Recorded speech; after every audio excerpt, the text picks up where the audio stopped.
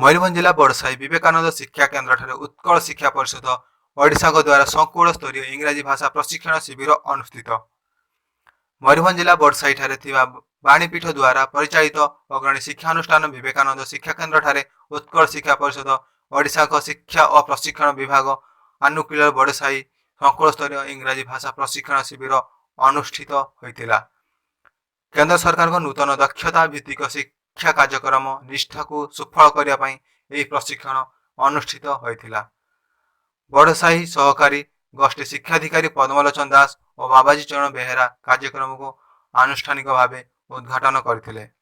प्रशिक्षक भाव SCERT तथा Odisha board of secondary education वरिष्ठ RP विद्याधर कमेला जगदान करी नूतन पद्धति किभली आजिर पिलामानकु इंग्राजी शिक्षा प्रदान कराजिबो से संपर्क में प्रशिक्षण प्रदान करथिले।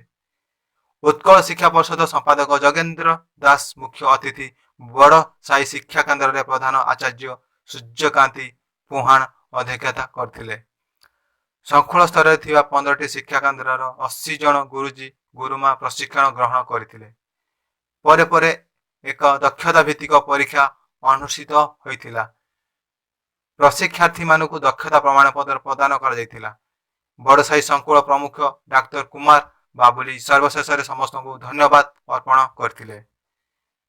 मयूरभंज बेतनटीरू जितुन कुमार दास सहित अमित कुमार गिरी, ओडिशा ओडिया न्यूज।